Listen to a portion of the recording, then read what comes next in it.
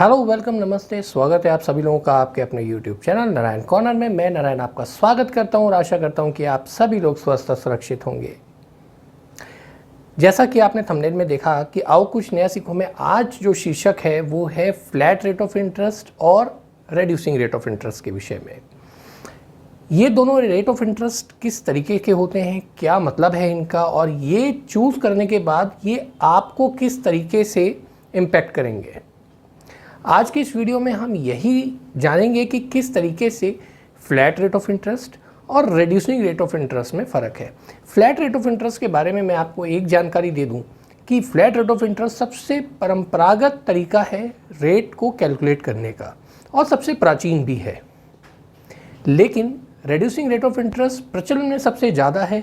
इसमें आपको फ़ायदा होता है, रेट कैलकुलेशन में थोड़ी जटिलता है, लेकिन आप अपने रेट ऑफ इंटरेस्ट को बचा सकते हैं। फ्लैट रेट ऑफ इंटरेस्ट में कुछ कमियां भी हैं और कुछ फ़ायदे भी हैं। ऐसा नहीं है कि सभी तरीके के लोग फ्लैट रेट ऑफ इंटरेस्ट को नहीं लेना चाहते। बहुत सारे ऐसे लोग हैं, प्रोफेशन हैं, जिसमें फ्लैट रेट ऑफ इंटरेस्ट सबसे ज़्यादा फायदेमंद का सौदा है। तो चलते हैं अपनी स्लाइड की तरफ और जानकारी एकत्रित करते हैं। ये जानने की कोशिश करते हैं कि रेट ऑफ इंटरेस्ट फ्लैट हो या रिड्यूसिंग हो, इसमें आपका क्या फ़ायदा है और आप कौन सा लोन लेना चाह रहे हैं और आपको किस तरीके का रेट लेना चाहिए किस परिस्थितियों में। तो आइए जानकारी इकट्ठी करते हैं, अपनी स्लाइड की तरफ चलते हैं। So here we are on the slide और यहाँ पे सबसे पहले हम लोग देखेंगे, जैसा आप शीर्षक में पढ़ चुके हैं, फ्लैट और रिड्यूसिंग रेट ऑफ इंटरेस्ट में फ़र्क क्या है। सबसे पहले फ्लैट और रिड्यूसिंग रेट ऑफ इंटरेस्ट का फ़र्क समझने के लिए सबसे पहले इनके मतलब को जानना जरूरी है। तो सबसे पहले स्टार्ट करते हैं flat rate of interest. What is the meaning? So meaning ये है कि interest calculated on entire loan amount through out the tenure with same rate of interest. In other words, the total calculated interest on entire loan amount with same rate is equally distributed in total months. यानी कि वो interest rate जो पूरे loan amount पे पूरा इकट्ठा लगाया गया हो और उस इंटरेस्ट को पूरी जो टेन्योर है, जो आपका लोन का टेन्योर है, उसमें बराबर बांट दिया गया हो। सपोज कीजिए कि आपने 100 रुपये का आपने लोन लिया और 100 रुपये पे आपका जो इंटरेस्ट है वो 10% है। तो 100 रुपये पे 10% का इंटरेस्ट हो गया 10 रुपये। अब ये अगर आप 10 महीने के लिए लेते हैं तो जाहिर सी बात है, 10 रुपये का इंटरेस्ट है तो 1 रुपया हर महीने आपको इंटरेस्ट का देना ही होगा, राइट। 100 रुपये पे 1 महीने का इंटरेस्ट आपका, तभी तो 10 महीने में 10 रुपये का इंटरेस्ट आपका कंप्लीट होगा। तो आपकी टोटल पेमेंट जाएगी 110 रुपये और ये जो इंटरेस्ट है ये आपके जितना भी टेन्योर है उसमें बराबर रूप से विभाजित कर दिया जाएगा। इसको मैं आगे और एग्जांपल के तरीके से आपको समझाऊंगा कि किस तरीके से ये इंटरेस्ट यहाँ पे जो लिखा गया है वो डिस्ट्रीब्यूट किया जाता है। लेकिन इसके कुछ खास मायने भी हैं, जैसे कि the interest rate calculated in simple and easy to understand. ये एक्चुअली में जो फ्लैट रेट है इसका मकसद क्या है? देखिए, फ्लैट रेट जो है वो सबसे ज़्यादा इजीली कैलकुलेट किया जा सकता है। इसको समझना आसान है, इसकी कैलकुलेशन आसान है और इसको किसी भी पॉइंट ऑफ ड्यूरिंग टेन्योर में आपका इंटरेस्ट कितना बन रहा है या कितना लेना है या कितना प्रिंसिपल है, इसको समझना आसान है क्योंकि कैलकुलेशन बड़ी इसकी सिंपल है। दूसरा, ये सबसे ट्रेडिशनल और ओल्डेस्ट वे है इंटरेस्ट कैलकुलेट करने की। आपने पहले सुना होगा कि जो साहूकार, जो जमींदार होते थे, वो ब्याज जिस रूप में कैलकुलेट करते थे टोटल लोन के अगेंस्ट, वो यही तरीका था। उस समय रिड्यूसिंग बैलेंस पे कोई इंटरेस्ट पे लोन नहीं दिया जाता था, सीधा फ्लैट रेट होता था, 2 रुपये टका, 1 रुपये टका। आज भी मार्केट में अगर आप व्यापारी वर्ग से अगर आप परिचित हो तो वो बताते हैं कि भाई मार्केट में जो रेट चल रहा है आज को मिल जाएगा पैसा जानकार को, लेकिन 2 रुपये टका, 5 रुपये टका, इस तरीके से। तो ये वो लैंग्वेजेस होती थी जो पहले के व्यापारी लोग इसी ट्रेडिशनल और ओल्डेस्ट वे को कैलकुलेट करते थे इंटरेस्ट कैलकुलेट और लोन देने में। अलावा इसके ये ऐसा नहीं है कि नुकसानदायक है, फ्लैट रेट लिया जा रहा है आपसे तो ये आपके लिए नुकसानदायक है, नहीं। कुछ ट्रेड है, कुछ बिजनेसेस हैं जिसके लिए ये फायदेमंद रहता है चूज करना, जैसे कि फार्मर्स हो गए या कुछ इस तरीके के एग्रीकल्चर, या जिनको किसी तरीके से बलून पेमेंट या लमसम पेमेंट करनी होती है, उनके लिए फ्लैट रेट लेना फायदे रहता है। This is beneficial for those who make balloon payment for repay the loan in short. Suppose कीजिए आपने 10 साल के लिए लोन लिया या 5 साल के लिए लोन लिया, लेकिन आप आने वाले 6 महीने में इसको खत्म करना चाहते हैं, तो ये कैलकुलेशन भी आसान होती है और इसमें वही लोग चूज करते हैं कि जिनको कि 2 साल में या 6 महीने में लोन खत्म करना है, राइट। तो यहाँ पे जो फ्लैट रेट की जो कैलकुलेशन है वो सबसे पुरानी है, number 1 traditional way of interest calculation है। और इसके अलावा ये इजी टू कैलकुलेट है, लेकिन अभी भी कुछ ट्रेड्स, कुछ बिजनेसेस और कुछ लोगों के लिए फ़ायदे में रहता है, क्योंकि जहाँ पे आपको मार्केट में जैसे अगर नॉन कंफर्म्ड सर्विस प्रोवाइडर्स हैं जो मार्केट में, जैसे प्राइवेटली आप किसी से पैसा उठाते हैं तो वो रोज इंटरेस्ट आपका डेली बैलेंस पे कितना बच गया, आपने कितना पे किया, हर महीने की कैलकुलेशन करना उसके लिए आसान नहीं है, इसीलिए वो फ्लैट रेट पे ही मिलता है पैसा। तो ये नॉर्मल व्यापारी वर्ग में ज़्यादा प्रचलन में है अभी भी और सबसे पुरानी तकनीक है। अब रेड्यूसिंग रेट क्या है इसके बारे में भी जानना जरूरी है, तो रेड्यूसिंग रेट के बारे में भी एक बार जान लेते हैं कि वो किस तरीके से काम करता है। तो रिड्यूसिंग रेट ऑफ इंटरेस्ट में सबसे पहले उसका मतलब समझ लेते हैं। Interest calculated on monthly basis on the balance principal. So here the interest calculated on monthly basis on the balance principal outstanding, in other words the interest will be charged on the balance outstanding principal after paying the previous EMI which generally aggregate of interest and principal amount। यानी कि वही चीज जो मैं आपसे बता रहा था कि वह फ्लैट रेट में आपका इंटरेस्ट पूरा कैलकुलेट एक पहले ही जब लोन फैसिलिटी जनरेट होती है तभी कर लिया जाता है और उस फ्लैट रेट को बराबर भागों में बांट दिया जाता है जितने टेनियर के लिए आप लोन ले रहे हैं। यानी कि इंटरेस्ट की कैलकुलेशन पूरी की पूरी टेनियर की इकट्ठी पहले की जाती है, उसको भाग फिर बराबर जितना टेनियर है उसमें बांट दिया जाता है। लेकिन यहाँ पे हर महीने की एक फ्रेश कैलकुलेशन है। आपने 100 रुपए का लोन दिया, आपने उसका 5 रुपए का EMI दे दिया, तो आपका जो प्रिंसिपल अमाउंट है वो अगले महीने 100 रुपए की जगह आउटस्टैंडिंग 98 रुपये होगा, बट अगला जो EMI होगा वो तो उतना ही रहेगा, लेकिन इंटरेस्ट आपका 98 रुपये पे लगेगा। यानी कि अगर आप EMI जितनी देते हैं वो EMI चेंज कभी नहीं होगी, ना तो इसमें और ना ही फ्लैट रेट में। EMI हमेशा कंस्टेंट सेम रहती है, लेकिन उसके अंदर इंटरेस्ट और प्रिंसिपल पार्ट वेरिएबल या रिड्यूसिंग रेट ऑफ इंटरेस्ट में घटता और बढ़ता रहेगा जैसा कि बैलेंस आउटस्टैंडिंग होगा। अब स्टार्टिंग में इस तरीके से जब हम लोन लेते हैं, कोई भी लोन लेते हैं जो रिड्यूसिंग रेट ऑफ इंटरेस्ट पे होगा, उसका प्रिंसिपल कम होगा पहली EMI में और इंटरेस्ट उसका ज्यादा होगा। यानी 85 और 15% आप रेशियो फॉर एग्जांपल मान सकते हैं कि 85% इंटरेस्ट होता है पहली EMI में और 15% का प्रिंसिपल होता है पहली EMI में। यही चीज रिवर्स हो जाती है लास्ट EMI में। उसमें क्या होता है कि 85% प्रिंसिपल जाता है और 15% इंटरेस्ट होता है, क्योंकि जो इंटरेस्ट है स्टार्टिंग में पूरे अमाउंट पे लग रहा है, लेकिन जैसे जैसे आप EMI पे करते जाते हैं धीरे धीरे वो इंटरेस्ट कम होता जाता है क्योंकि प्रिंसिपल पे लग रहा है। आज 100 रुपए का लोन है या 1 लाख रुपए का लोन है, 1 लाख रुपए का लोन अगले महीने 99,000 या 98,000 बैलेंस रहेगा। अगला इंटरेस्ट जो लगेगा वो आपके 98,000 पे या 99,000 पे लगेगा, ना कि पूरे 1 लाख पे। फ्लैट रेट में वो हमेशा 1 लाख पे हिसाब से ही रहेगा, राइट। उसमें आपका बैलेंस 6 महीने बाद 1 लाख रुपए की जगह अगर 50,000 भी हो जाएगा तो भी उसमें इंटरेस्ट 1 लाख रुपए वाला ही जाता रहेगा। ये फ्लैट रेट में होता है। लेकिन यहाँ पे रिड्यूसिंग में अगर आपने 1 लाख रुपए का लोन लिया और 6 महीने बाद वो 80,000 रुपए रह गया, तो पहली EMI में जो इंटरेस्ट 1 लाख पे लगा था वो 6 महीने बाद 80,000 रुपए पे इंटरेस्ट लगेगा, लेकिन EMI सेम रहेगी, EMI कभी नहीं बदलेगी। अब यहाँ पे इसको कुछ और मेथड से समझ लेते हैं। It is little complex calculation compare to flat rate calculation, as every month interest will be calculate on fresh और न्यू प्रिंसिपल अमाउंट। यानी कि यहाँ पे जो कैलकुलेशन है फ्लैट रेट के हिसाब से थोड़ा सा कॉम्प्लेक्स है, थोड़ा सा जटिल है फ्लैट रेट की कंपैरिजन में, क्योंकि यहाँ पे हर महीने फ्रेश प्रिंसिपल आउटस्टैंडिंग पे इंटरेस्ट कैलकुलेट होता है। Secondly, this is moderate way to calculate the interest. Definitely ये बहुत मॉडरेट आधुनिक तरीका है इंटरेस्ट को कैलकुलेट करने का। इसमें आपका फायदा होता है, इंटरेस्ट आप यहाँ पे सेव करते हैं क्योंकि आपका प्रिंसिपल जैसे से कम होता जाता है, इंटरेस्ट भी EMI में से उतना उतना कम होता जाता है।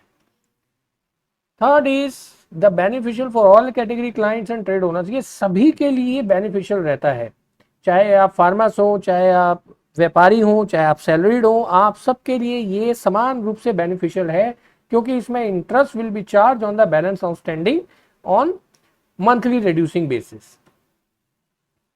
इन this method you can save lots of money as compare the flat rate method. यहाँ पे आप वाकई बहुत सारे अपने पैसे बचा सकते हैं जो आप इंटरेस्ट ब्याज के रूप में पे करते हैं। अगर आप फ्लैट रेट में जाते हैं तो वहां ज्यादा ब्याज देना पड़ता है आपको, क्योंकि वहां पे ब्याज और प्रिंसिपल बराबर रूप से वो हमेशा बने रहेंगे। आखिरी ईएमआई में भी उतना इंटरेस्ट लगेगा जो पहली ईएमआई में लग रहा था, लेकिन रिड्यूसिंग रेट में जो पहली ईएमआई में इंटरेस्ट लग रहा था वो बिल्कुल आखिरी की ईएमआई में बिल्कुल मिनिमम हो जाता है, क्योंकि प्रिंसिपल ही कम हो जाता है जिसपे आपने लोन लिया है। जब वो बैलेंस ही कम है तो इंटरेस्ट भी आखिरी की ईएमआई में उतना ही कम हो जाता है। This is purely link with present market situation and inflation deflation rate in which the more benefit option to loan taker. यानी कि ये जो रिड्यूसिंग रेट है इसका बिल्कुल प्रत्यक्ष रूप से प्रभाव पड़ता है मार्केट की सिचुएशन का, इन्फ्लेशन का, डिफ्लेशन का। अगर इन्फ्लेशन या डिफ्लेशन की वजह से रेट ऊपर नीचे होते हैं तो डेफिनेटली आपका भी रेट चेंज होगा। लेकिन फ्लैट रेट में जिस रेट पे कैलकुलेशन पहली ईएमआई में चल रही है, चाहे मार्केट ऊपर जाए या नीचे आए, वो समान रूप से बराबर वैसा ही चलता रहेगा। अगर मार्केट में आपने आज की डेट में 6% फ्लैट पे रेट लिया है और 6% ही मार्केट में रिड्यूसिंग भी चल रहा है, फॉर एग्जाम्पल दोनों की मेथड में सेम रेट चल रहे हैं, और अगर मार्केट बढ़ गई, इन्फ्लेशन बढ़ गई, तो लोन भी महंगा होगा। लोन अगर महंगा होता है वो रिड्यूसिंग रेट 10% पे पहुंच जाता है, लेकिन फ्लैट रेट 6% पे ही कैलकुलेट हो रहा है भाई। लेकिन अगर यहाँ पे मार्केट में डिफ्लेशन आती है और लोन सस्ते होते हैं तो वो भी 6% पे फ्लैट रहेगा, लेकिन आपका जो रिड्यूसिंग रेट है वो 5% या 4% पे आ सकता है, तो ब्याज आप बचा सकते हैं।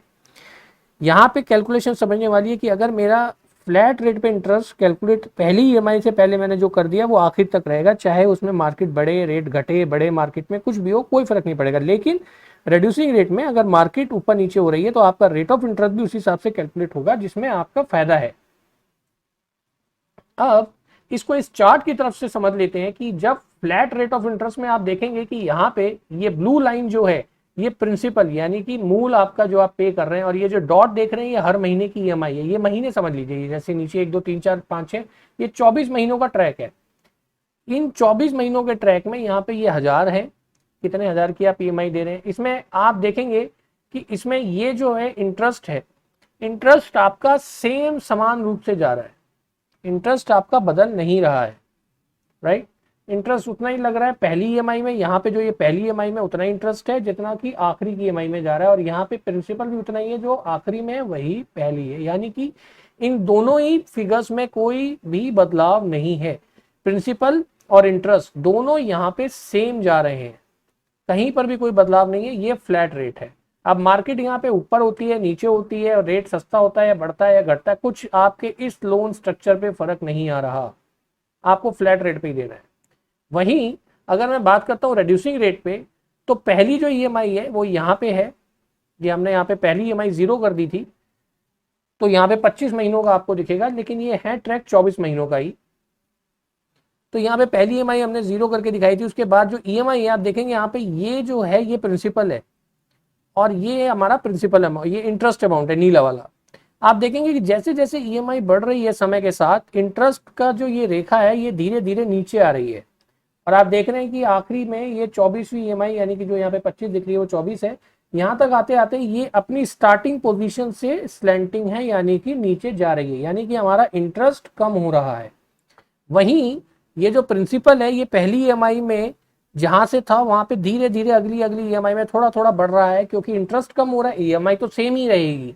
जब ईएमआई सेम है तो उसके अंदर के कंपोनेंट ही ऊपर नीचे हिल रहे हैं, तो इंटरेस्ट और प्रिंसिपल, ईएमआई सेम जाती जा रही है लेकिन इंटरेस्ट कम हो रहा है, तो उसकी जगह प्रिंसिपल बढ़ता जा रहा है। यहाँ देखिए ये धीरे धीरे आपका प्रिंसिपल बढ़ रहा है, और आखिरी की ईएमआई में ये अपवर्ड रहेगा। तो ये अपवर्ड मूव यहाँ पे देख लीजिए कितना है, और ये यहाँ से स्टार्टिंग में, यानी कि टोटल इतना फर्क आपका यहाँ पे एंड तक आ जाएगा, और यही फर्क इक्वली यहाँ पे आपको इंटरेस्ट में डाउन में स्लैंटिंग में देखने को मिलेगा। तो रिड्यूसिंग रेट में आपका प्रिंसिपल बढ़ता जाता है हर ईएमआई के साथ, और इंटरेस्ट रेट घटता जाता है। जबकि आप अगर फ्लैट रेट देखें तो पहली ईएमआई में भी प्रिंसिपल और आखिरी ईएमआई में भी सेम है, और इंटरेस्ट भी इसमें उतना ही है। तो ये दोनों में फर्क था। अब इसको मैं आपको एक चार्ट, एक एक्सेल शीट के माध्यम से और समझाने की कोशिश करता हूं। ये देखिए, ये मैंने एक अपनी कैलकुलेशन बनाई है जिसमें आप यहाँ पे फ्लैट और रिड्यूसिंग रेट इंटरेस्ट का कैलकुलेटर देख रहे हैं, ये समरी है। मैंने यहाँ पे लोन अमाउंट रखा है 5 लाख रुपए, और हाइपोथेटिकली मैंने जो रेट ऑफ इंटरेस्ट है वो 6% ले लिया है, और टेन्यर जो है लोन का वो 5 साल लिया है। अब पहली ईएमआई मेरे को चूंकि यहाँ पे ईएमआई का ये पूरा चार्ट बनाना था महीनेवार, तो मैंने 1 जनवरी 2022 की पहली ईएमआई की डेट सुनिश्चित यहाँ पे लिख दी है अपनी कैलकुलेशन में। यहाँ पे जो ये आप पार्ट देख रहे हैं ये फ्लैट रेट की कैलकुलेशन है। यहाँ पर भी जो ईएमआई है, ये तो देखिए, ये जो नीचे आप पार्ट देख रहे हैं ये सारा का सारा part reducing rate of interest की कैलकुलेशन का है, और यहाँ पे जो आप देख रहे हैं ये फ्लैट रेट है, यानी मंथली प्रिंसिपल जो ईएमआई जाएगी, टोटल मंथली पेमेंट 10,833 रुपए जाएगी। अब यहाँ पे आप देखिए जो रिड्यूसिंग रेट ऑफ इंटरेस्ट में 9,666 रुपए जा रहे हैं, लेकिन फ्लैट रेट में 10,833 रुपए की ईएमआई जा रही है। पहला फर्क तो यही दिख गया कि यहाँ पे फ्लैट रेट में आपको ईएमआई ज्यादा देनी है और रिड्यूसिंग रेट में ईएमआई कम होती है, ये पहला डिफरेंस आ गया। दूसरा डिफरेंस क्या आ गया कि आपको हर महीने 2,500 रुपए तो आपको ब्याज में देने हैं, और प्रिंसिपल में 8,333 रुपए देने हैं।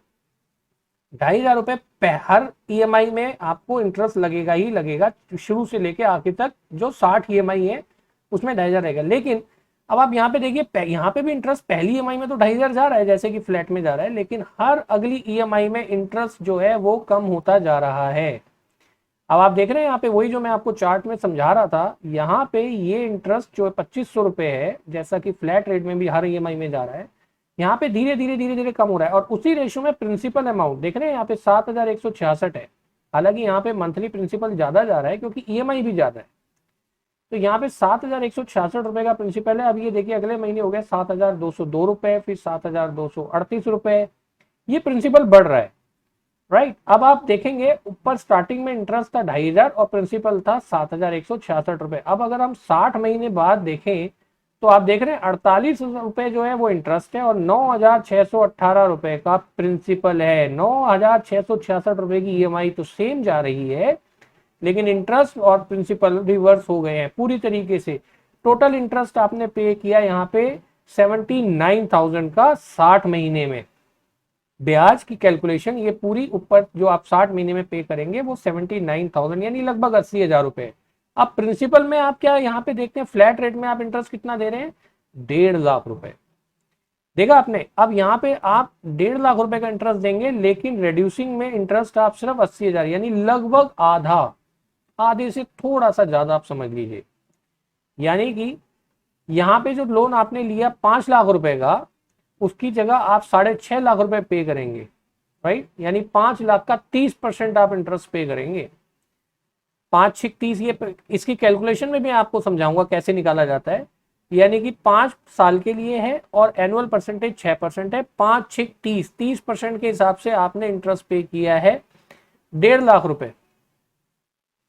अब यहाँ पे 1.5 लाख रुपए आपका सिर्फ ब्याज जा रहा है, तो टोटल पेमेंट 6.5 लाख रुपए की हो गई।